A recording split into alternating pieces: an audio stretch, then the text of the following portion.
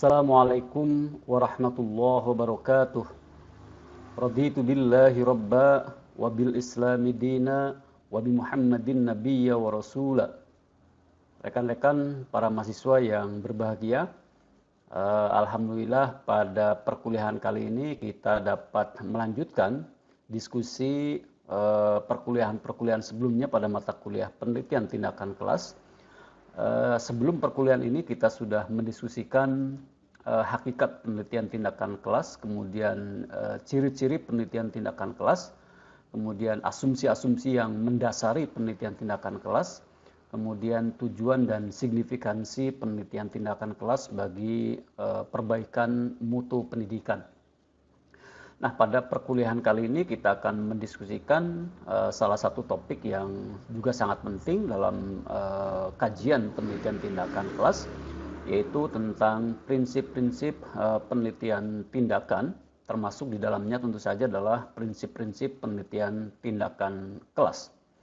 Nah, mengapa diskusi tentang prinsip-prinsip penelitian tindakan kelas ini penting? Karena penelitian tindakan itu berbeda dengan jenis-jenis penelitian yang lain, misalnya berbeda dengan penelitian deskriptif, berbeda dengan penelitian eksperimen, berbeda dengan penelitian historis, berbeda dengan penelitian ex post facto dan lain sebagainya.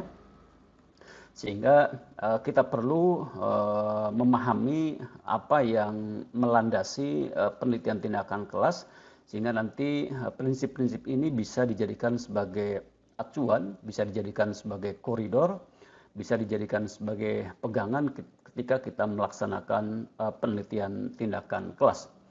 Baik, rekan-rekan para mahasiswa yang saya hormati, prinsip pertama yang sangat penting dalam penelitian tindakan kelas adalah kegiatan penelitian tindakan kelas merupakan, atau penelitian tindakan kelas merupakan kegiatan nyata dalam situasi rutin. Jadi penelitian tindakan kelas itu adalah penelitian tindakan adalah penelitian yang dilaksanakan dalam situasi yang nyata, di mana pelaku baik subjek maupun objek yang diteliti adalah orang-orang yang aktif dalam komunitas yang diteliti. Sehingga prinsip yang pertama adalah kegiatan nyata dalam situasi yang rutin. Mengapa disebut rutin? Karena peneliti adalah orang yang aktif di dalam komunitas tertentu dan bukan orang asing yang tiba-tiba melakukan penelitian dalam suatu komunitas atau dalam suatu kelas misalnya. Yang kedua, prinsip penelitian tindakan adalah adanya kesadaran diri untuk memperbaiki kinerja. Ini juga penting bahwa penelitian tindakan kelas itu harus didasarkan pada prinsip adanya kesadaran diri. Kalau penelitian tindakan kelas berarti kesadaran diri dari pendidik, guru maupun dosen, bahwa dia ingin memperbaiki kinerjanya, bahwa dia ingin memperbaiki mutu proses pembelajarannya, bahwa dia ingin memperbaiki mutu kelasnya dan seterusnya. Jadi kesadaran diri untuk memperbaiki kinerja itu menjadi salah satu prinsip penting dalam penelitian tindakan. Kemudian penelitian tindakan juga harus berpijak pada analisis SWOT, ya, bahwa penelitian tindakan dilaksanakan dengan mempertimbangkan kekuatan elemen yang terlibat dalam proses penelitian, kekuatan yang dimiliki oleh peneliti, oleh pendidik, oleh guru, oleh dosen, yang dilakukan secara kolaboratif, kekuatan yang dimiliki oleh komunitas, oleh kelas, kekuatan yang dimiliki oleh objek penelitian, itu juga itu menjadi penting diperhatikan. Kemudian selain kekuatan, pijakan yang harus dijadikan dalam penelitian tindakan juga adalah weakness atau kelemahan, kekurangan. Sebagai peneliti kita harus menyadari betul apa kelemahan, apa kekurangan kita, yang nanti kekurangan ini menjadi salah satu faktor yang perlu diidentifikasi, perlu dipertimbangkan dalam proses identifikasi masalah.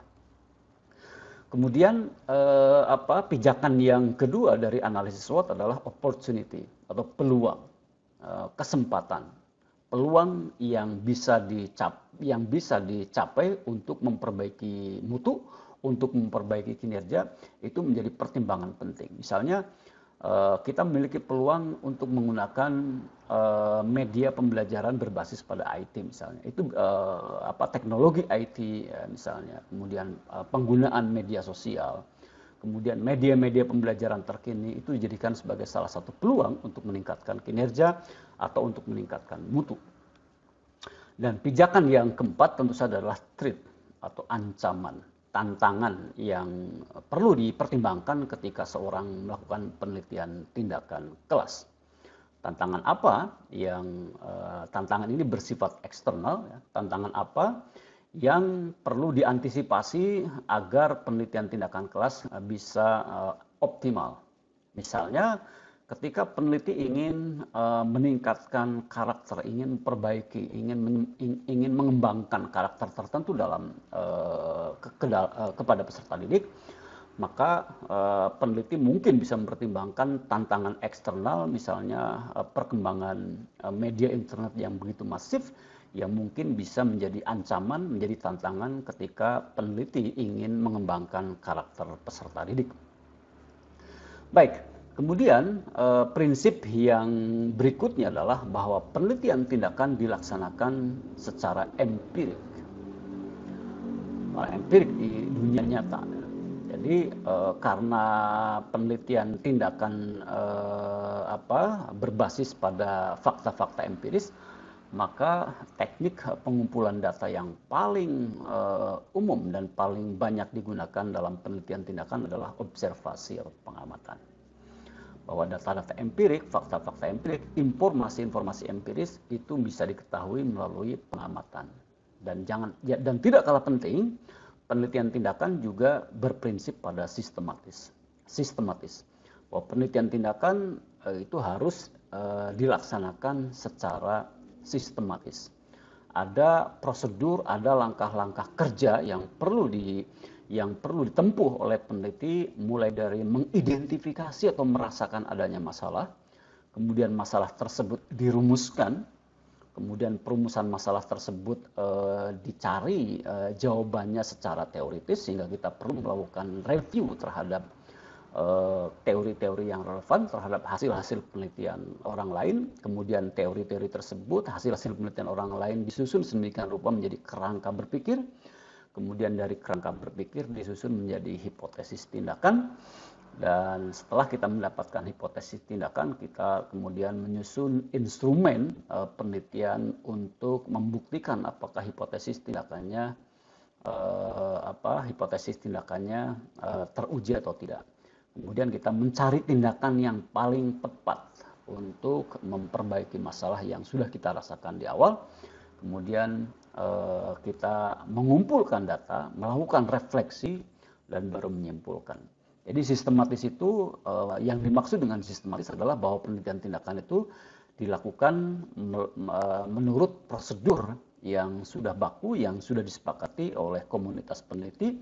Kalau kita menggunakan model penelitian tindakan dari Kut-Lewin atau Keymis and McTaggart, maka di situ ada langkah-langkah, ada prosedur yang harus ditempuh, mulai dari planning, acting, observing, kemudian reflecting. Itu yang maksud dengan sistematis. Baik, rekan-rekan para mahasiswa yang saya hormati, prinsip-prinsip penelitian tindakan yang berikutnya adalah komitmen untuk meningkatkan mutu. Bahwa penelitian tindakan, termasuk penelitian tindakan kelas, itu sejak awal memang harus didasari pada prinsip peningkatan mutu. Kalau dalam penelitian tindakan kelas, mutunya bisa mutu proses, mutu hasil belajar, mutu karakter, mutu motivasi, mutu minat belajar, mutu manajemen kelas, dan seterusnya. Intinya bahwa penelitian tindakan itu sejak awal memang diniati untuk memperbaiki, untuk meningkatkan mutu, bukan hanya sekedar untuk menemukan kebenaran objektif. Kemudian prinsip yang berikutnya, penelitian tindakan kelas merupakan bagian integral dari proses pembelajaran. Sehingga para peneliti, dalam hal ini misalnya guru, itu tidak perlu membuat kelas tersendiri di luar kelas yang sudah disediakan oleh sekolah. Misalnya, Guru tidak perlu misalnya melakukan penelitian tindakan kelas di luar jam pembelajaran, misalnya di sore hari atau di malam hari, karena penelitian tindakan kelas merupakan bagian yang integral, yang terpadu dengan proses pembelajaran. Jadi sambil melaksanakan proses pembelajaran, seorang pendidik, seorang guru melakukan penelitian tindakan. Kemudian prinsip yang berikutnya adalah bersandar pada alur dan kaidah ilmiah. Bahwa penelitian tindakan, meskipun kegunaan penelitian tindakan itu lebih banyak diarahkan untuk kegunaan yang bersifat praktis, tetapi tidak tertutup kemungkinan bahwa penelitian tindakan bisa menghasilkan kebenaran, bisa berguna secara akademik, ya, secara akademik. Rekan-rekan para mahasiswa, biasanya suatu penelitian ilmiah itu diarahkan untuk dua kegunaan. Yang pertama kegunaan yang bersifat ilmiah, yang kedua kegunaan yang bersifat praktis. Kegunaan ilmiah, kegunaan akademik atau kegunaan teoritis itu biasanya kegunaan di mana hasil penelitian kita itu bisa memberikan kontribusi terhadap hazanah keilmuan. Dan kegunaan yang bersifat praktis antara lain kegunaan bahwa suatu penelitian itu bisa berguna untuk memperbaiki keadaan, untuk membantu merumuskan kebijakan tertentu, untuk memecahkan masalah yang dihadapi oleh komunitas tertentu dan lain-lain. Nah, penelitian tindakan pada umumnya memang diarahkan untuk kegunaan yang bersifat praktis. Akan tetapi tidak tertutup kemungkinan bahwa penelitian tindakan, meskipun proses penelitiannya tidak seketat penelitian eksperimen, itu bisa berguna, bisa berkontribusi terhadap hazanah keilmuan. Oleh karena itu maka alur penelitian tindakan itu harus mengikuti kaidah-kaidah ilmiah. Ya. Harus ada teori yang menjadi landasan untuk merumuskan tindakan. Kemudian harus ada data-data empirik untuk menguji kebenaran teori yang dipilih. Kemudian prinsip berikutnya adalah masalah yang diteliti merupakan masalah nyata. Masalah yang diteliti adalah masalah real, masalah nyata. Bukan masalah yang timbul karena curiosity peneliti. Karena curiosity seorang peneliti, rasa ingin tahu seorang peneliti, ya, apabila rasa ingin tahu tersebut tidak bisa dijawab secara instan, itu juga bisa dijadikan sebagai masalah dan dilanjutkan pada proses penelitian. Tetapi masalah dalam penelitian tindakan itu betul-betul harus masalah real, bukan masalah yang muncul di benak peneliti, kemudian baru mencari data-data yang bersifat empirik, tidak. Di masalah dalam penelitian tindakan harus masalah real, harus masalah nyata yang terjadi, dan ada kesenjangan antara yang seharusnya dengan kenyataan, antara das sollen dengan das sein, antara teori dengan praktek. Itu masalah yang dipilih dalam penelitian tindakan. Masalahnya harus nyata, masalahnya bukan hanya sekedar curiosity atau rasa ingin tahu peneliti atau rasa penasaran pada seorang peneliti. Bahwa masalah penelitian tindakan adalah masalah yang betul-betul terjadi. Kalau penelitian tindakan berarti betul-betul terjadi di kelas. Kemudian prinsip yang berikutnya adalah konsisten untuk meningkatkan kualitas pembelajaran. Ini sama dengan prinsip komitmen untuk meningkatkan mutu, konsisten untuk meningkatkan kualitas pembelajaran. Sehingga karena konsisten untuk meningkatkan kualitas pembelajaran, maka penelitian tindakan termasuk penelitian tindakan kelas sebaiknya dilakukan oleh pendidik secara berkelanjutan, terus-menerus. Karena asumsinya tidak ada kelas yang sempurna. Maka perbaikan terhadap mutu kelas perlu terus dilaksanakan secara terus-menerus dan secara berkelanjutan.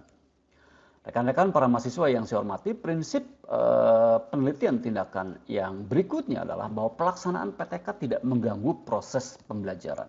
Ini penting. Ya. Pelaksanaan PTK tidak mengganggu proses pembelajaran, sehingga yang melakukan tindakan di kelas, ya, itu haruslah guru, baik guru kelas atau guru pada mata pelajaran tertentu di kelas tersebut. Karena kalau bukan guru, ya, yang melaksanakan proses pembelajaran, maka otentisitas yang hendak dicapai oleh penelitian tidak akan tercapai. Para peserta didik mungkin kalau yang memberikan tindakan bukan gurunya sendiri, maka peserta didik mungkin akan menjaga image, akan menjaga citra, akan tidak otentik. Kemudian prinsip berikutnya adalah pengumpulan data dalam penelitian tindakan tidak membutuhkan waktu yang terlalu lama. Ya, ini dibatasi oleh waktu dan alokasi jam pelajaran, juga dibatasi oleh siklus. Ada yang membatasi proses pengumpulan data dalam penelitian tindakan, termasuk penelitian tindakan yang pertama adalah alokasi waktu pembelajaran yang memang sudah ditentukan oleh sekolah, oleh madrasah, dan yang kedua siklus penelitian biasanya berkisar antara 2 atau 3 siklus, sehingga kita tidak bisa melebihi tidak bisa mengambil siklus yang lebih dari itu, karena kalau siklusnya sampai 5 siklus, 6 siklus, maka peserta didik kemungkinan akan menjadi objek percobaan, kelinci percobaan.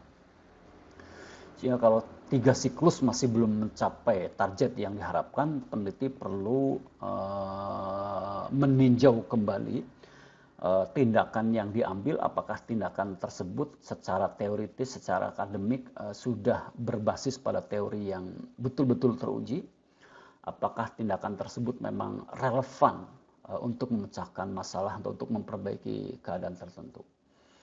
Ya, jadi kalau misalnya sudah 3 siklus masih belum mencapai target kinerja yang diharapkan, maka peneliti perlu meninjau tindakan yang dipilih, perlu meninjau hipotesis tindakan yang diajukan. Apakah hipotesis tindakan yang dipilih berbasis pada teori yang kuat atau tidak, berbasis pada pengalaman-pengalaman para peneliti yang lain atau tidak. Kemudian prinsip penelitian tindakan yang berikutnya adalah metodologi yang digunakan tentu saja harus reliable, harus handal.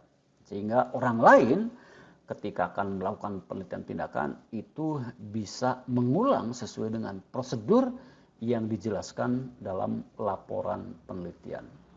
Metodologi yang digunakan cukup reliable sehingga peneliti dapat merumuskan hipotesis secara lebih meyakinkan. Hipotesis tindakan yang diajukan harus meyakinkan, harus didasarkan pada pada teori-teori yang sahih, pada teori-teori yang valid, pada hasil-hasil penelitian yang teruji. Kemudian prinsip berikutnya, masalah yang dipecahkan adalah masalah yang mendesak dan penting. Ini perlu menjadi pertimbangan karena terkadang masalah yang dihadapi oleh kelas itu adalah masalah yang kompleks, yang rumit, ya, banyak masalah. Sebab terkadang kalau siswanya berjumlah 20 atau 25 orang misalnya, itu masing-masing individu mungkin menghadapi masalah masing-masing. Sehingga peneliti harus bisa jeli memilih mana masalah yang mendesak, yang penting, yang melibatkan jumlah anggota kelas yang banyak. Kemudian peneliti, dalam hal ini guru, memegang etika yang tinggi selama proses penelitian. Guru, etika dalam penelitian yang terpenting adalah bahwa dia harus objektif, ya, dia harus berpijak pada fakta, dia harus percaya pada pandangan yang bersifat teoritik, ya. Dia tidak boleh percaya pada asumsi, pada mitos, pada tahayul. Dia tidak boleh mengabaikan fakta. Ya. Itu adalah etika. Tentu saja etika yang juga harus dipegang tentu saja adalah etika yang terkait dengan etiket kehidupan sehari-hari, sopan santun dan lain-lain. Dan prinsip penelitian tindakan yang terakhir adalah kelas di mana penelitian tindakan kelas dilaksanakan merupakan tanggung jawab guru, di mana guru yang melakukan penelitian. Jadi kelas yang dijadikan subjek penelitian itu adalah kelas di mana guru aktif di kelas tersebut, baik sebagai wali kelas maupun sebagai guru pemegang mata pelajaran, pengampu mata pelajaran tertentu di kelas tersebut. Rekan-rekan para mahasiswa, demikianlah diskusi kita tentang prinsip-prinsip penelitian tindakan kelas, penelitian tindakan termasuk prinsip-prinsip yang dapat digunakan dalam pelaksanaan penelitian tindakan kelas. Demikian, kurang lebihnya mohon maaf. Hasbunallahu wa ni'mal wakil. Assalamualaikum warahmatullahi wabarakatuh.